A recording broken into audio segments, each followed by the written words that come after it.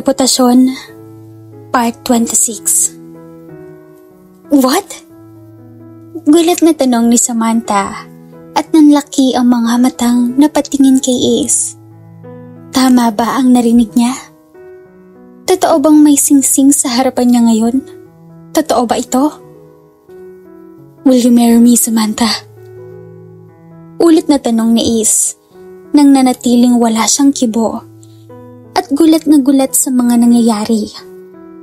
Hindi pa nga siya halos nakaka-recover sa mga nangyari sa kanila kagabi ni Ace sa pool at kung saang-saang parte ng bahay. Tapos pagising niya, may flowers and breakfast pa ito and then may proposal pa. Mamamatay na ba siya at binibigay na lahat ng gusto niya ngayon?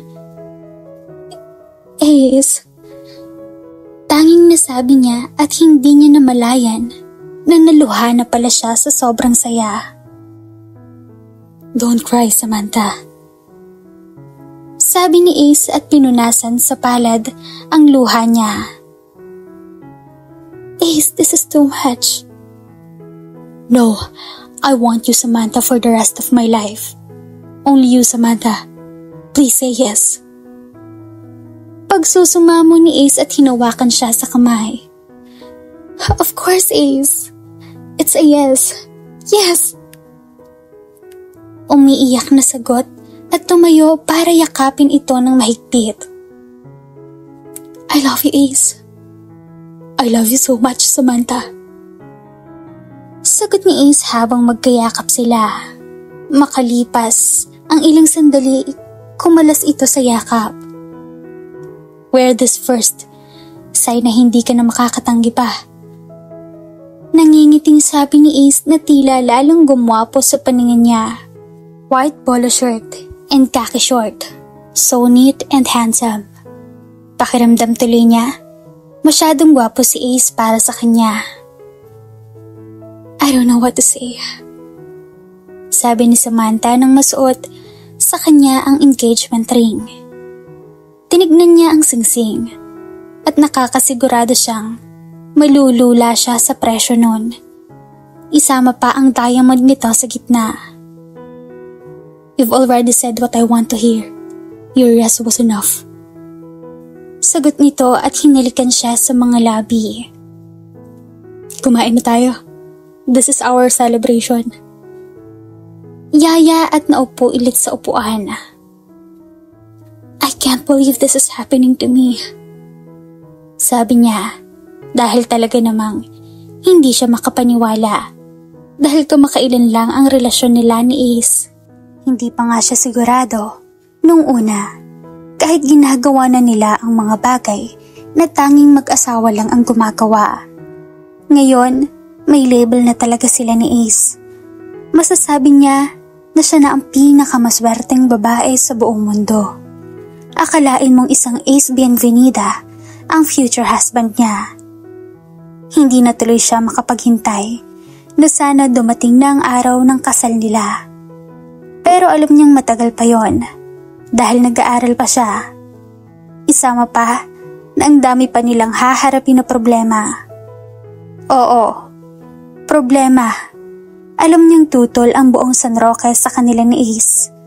Alam niyang pagbalik nila ng San Roque ay magtataasan ang mga kilay ng mga naroon at sasabihin na namang sadyang magagaling sila dahil puro mayayaman ang nabibingwit nila. Ganoon pa man, handa naman siya sa mga yon. Isa pa tila na siya nasanay dahil kahit wala siyang ginagawa, masama at masama pa rin siya sa paningin ng mga tao. Napakagatlabi siya habang kumakain at sinulyapan si Ace na maghanang kumain at ngumiti ng sulyapan siya. Naisip tuloy niya kung sobrang bait ba niya at napunta sa kanya si Ace. Ngumiti siya rito at tinuloy ang kinakain. Nang marinig ang cellphone ni Ace na tumunog na nasa ibabaw ng mesa. Sabay silang napasulyap sa cellphone at nabasa sa caller ID ang mama niya. Napalunok siya at sinulyapan si Ace na sa cellphone nakatingin. Sagutin mo na. Sabi niya at pilit na ngumiti. Bigla kasi siyang kinabahan nang mabasa ang mama sa caller ID ni Ace. Yeah, I'll take this. Sagot nito at tinampot ang cellphone. Sabay tayo at naglakad palayo sa gazebo. Sinundan niya ng tingin si Ace. Mama. Yun lang ang narinig niya dahil pumasok sa loob ng bahay si Ace. Bumuntong hininga siya at napasandal sa upuan. Tila nawalan siya ng gana sa pagkain. Napasulyap siya sa suot na singsing at napangiti. We're engaged. Yan ang importante. And Ace loves me and I love him. Kumbinsi niya sa sarili at muling liningon kung saan pumasok si Ace. Hindi na niya ito maaninag. Chill. Just enjoy every moment. Kumbinsi niya sa sarili at sumubo ng bacon na tila hindi niya malasahan, kaya niluwadin niya yon. Tila hindi siya mapapakali dahil kanina pa si Ace sa loob at tila mahaba ang napag-usapan ng mga ito. Ano kayang pinag-uusapan nila? Nakasimangot na tanong niya sa sarili dahil ilang minuto na ang nakakalipas ay hindi pa bumabalik si Ace.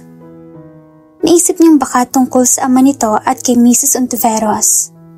Marahil nagkausap na ang papa at mama nito. Sana maging okay na sila para wala ng problema si Ace. Bulong niya at nakitang pabalik ng gazebo si Ace. Tiningnan niya ito at nakita niya ang tila galit at lungkot sa mukha nito. Anong sabi nila? Tanong niya nang makabalik na sa gazebo si Ace. Wala, nangamusta lang.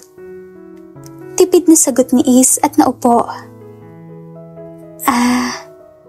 Tanging sabi niya at kunwari, tinuloy ang pagkain. Kahit hindi naman niya nalalasahan. Ngayong engaged na sila ni Ace, alam niyang kailangan niyang harapin ang pamilya nito. Ang mama nito at papa, pati ang dalawang kapatid nito. At alam niyang kilala siya ng buong pamilya ni Ace. Dahil inakala ng mga ito na kabit ng papa ni Ace ang kapatid niya. At isa siyang Santos na kilalang kilala sa bayan nila. Alam niyang tulad din ng mga tao sa bayan ng San Roque ang tingin sa kanya ng mga bienvenida. Pero ganoon pa man, umaasa siyang tatanggapin siya ng pamilya ni Ace. Mahal naman siya ni Ace at alam niyang ipaglalaban siya nito kung sakaling hindi siya matanggap ng pamilya nito. Ang layo na ng iniisip niya. Kakasimula pa lang naman nila ni Ace ng magandang yugto ng buhay nila. Ayaw na muna sana niyang mag-isip at malungkot dahil hindi naman dumarating ang mga bagay na kinatatakutan niya. At alam niyang sa pagmamahal ni Ace, maaayos ang lahat. Nagtitiwala siya kay Ace. Ibibigay niya ang buong tiwala kay Ace at maniniwala siyang ipaglalaban siya ni Ace sa pamilya nito at sa buong San Roque. Kung sakaling tumutol ang mga ito sa relasyon nila. Sa ngayon, i-enjoy niya muna ang bagong yugtong kasama si Ace. Kinabukasan, nagyayang lumabas si Ace. Naglibot muna sila sa buong Tagaytay. Tatanggi sana siya dahil mas gusto niyang sa bahay lang sila ni Ace. At tila nasa honeymoon stage sila. Dahil hindi sila napapagod sa isa't isa. Tuwing madikit ang mga katawan nila, ay tila sila papel at posporo na biglang nagliliyab. Tila wala silang kapaguran sa mga ginagawa nila. At natutuwa siyang marami na siyang natututunan sa pagmamake love nila ni Ace. Magkahawak kamay pa sila habang naglalakad sa sikat na park sa Tagaytay. Maraming tao. May mga nagde-date, may pamilyang nagpipiknik, mga batang naglalaro at naghahabulan. Natutuwa siyang pagmasdan ang masiglang paligid. May gusto ka bang kainin? Tanong ni Ace nang maupo sila sa batong upuan paharap sa higanteng Ferris wheel. Nope, busog pa ako. Sa bahay na lang tayo kumain. Ako magluluto. Sagot ni Samantha at hinilig ang ulo sa balikat ni Ace habang nakatingala sa higanting Ferris wheel. Ang ganda ng panahon. Bulong niya. Yeah, at mas lalong gumaganda dahil sa'yo. Biro ni Ace. Napangiti siya at kinurot ang hita nito. Nakakainis ka. Simangot niya, kunwari para maitago ang kilig. Ace! Tawag sa di kalayuan nila. Sabay pa nilang nilingon ang tumawag. Nawala ang ngiti ni Ace nang makita kung sino ang tumawag rito. Agad niyang nakilala ang lalaking papalapit sa kinauupuan nila. May kasama itong magandang babae at magkahawak kamay ang mga ito. Si Rain, ang kabarkada ni Ace noong college ito, noong nag-aaral pa ito sa TWCC. At paano ba niya makakalimutan ang lalaking nakangisi na ngayon ay nasa harapan nila? Ito ang lalaking nambastos sa kanya noong nasa high school pa lang sila. At sa pagkakatanda niya, si Ace ang tumulong sa kanya noon. Rain. Walang ngiting sabi ni Ace. Nakita niyang sa kanya nakatingin si Rain. Tumayo si Ace mula sa kinauupuan at sumunod siya rito at pasimpleng inalis ang kamay sa braso ni Ace. Nakaramdam siya ng ilang. What are you doing here? Tanong nito at muling sumalyap sa kanya. Nailang siya dahil tila may pambabastos na naman sa uri ng pagtingin nito. Hindi niya alam kung saan magtatago dahil naiilang siya sa tingin nito. Naka-walking short lang siya at crop top pero dahil malaki ang hinaharap niya, napapadalas doon ang mga mata na Rain. Are you Samantha? The Samantha Santos I know. Nakangising tanong na Rain at tinignan si Ace. Yeah, she is. Matigas na sagot ni Ace at hinawakan siya sa kamay. Whoa. Sabi na Rain habang nakangisi at inakbayan ang kasamang babae. Hindi niya ito kilala. Marahil hindi taga San Roque. Ace naman, yan ba ang binalikan mo sa San Roque? Nakangising tanong nito at tinuro pa siya. Nakita niyang tumaas ang dibdib ni Ace. Tila nagtitimpi ito na magalit. Pasimple niyang pinisil ang kamay nito. Ano ba naman Ace? Wala bang mga tulad nila sa Amerika at bumalik ka pa para sa mga tulad niyan? Patuloy nito. Shut up, Rain. May galit sa sabi ni Ace. Ace, pigil na Samantha rito. I can't believe na nagmana ka sa papa mo. Mahilig sa mga Santos. Tumigil ka na. Nagtitimpi sa galit na sabi ni Ace. Well, sure. Sabi nito at nagtaas ng mga kamay. But I can't believe you, Ace. She is Santos. They are... Isang suntok ang pinadapo ni Ace kay Rain. Bago pa nito matapos ang sasabihin nito. Napatili siya at ang babaeng kasama ni Rain. Sumadsad sa semento sa Rain sa malakas na pagkakasuntok ni Ace rito. Don't you dare, Rain. Don't. Banta ni Ace at nanlilisik ang mga matang nakatingin kay Rain. Ace, tama na. Pigil ni Samantha kay Ace at hinawakan ito sa dibdib para kumalma.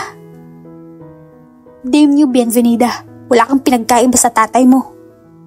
Sigaw ni Rain. Pero hindi na lang ito nila pinansin. At naglakad na sila palayo sa mga ito. Tahimik siyang sumunod kay Ace. Kitang-kita niya ang galit sa mukha nito. Napakagatlapi siya at binagalan ng paglalakad.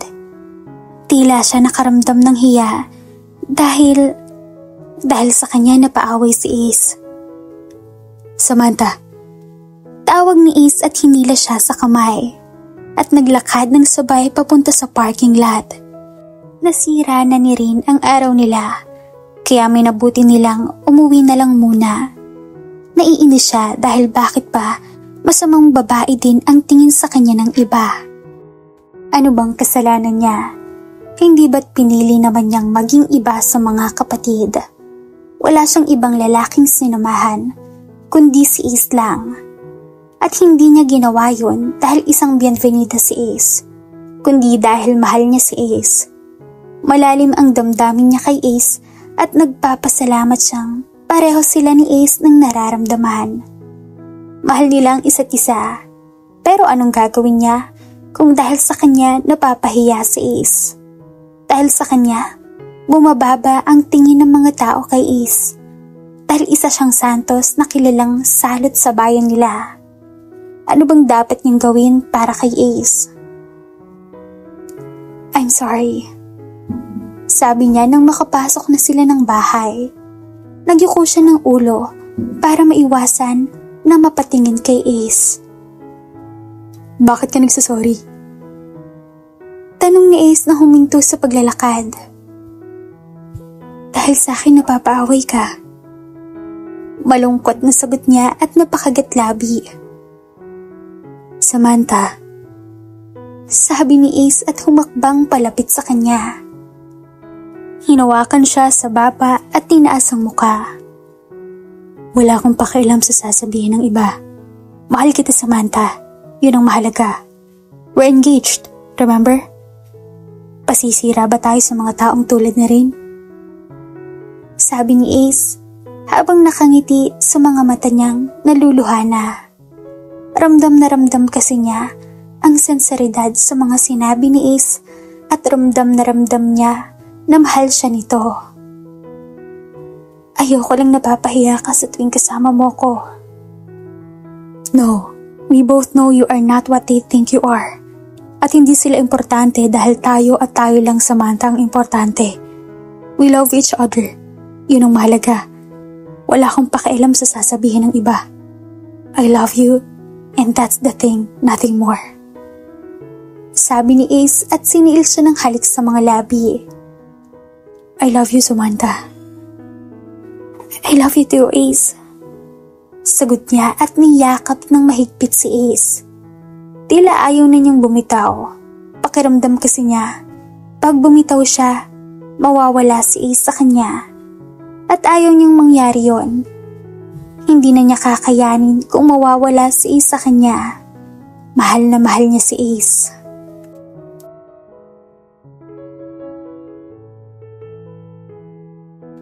At dito na po nagtatapos ang ating kwento. Sabay-sabay po nating abangan ang susunod na kabanata. Maraming salamat po. Stay safe and God bless.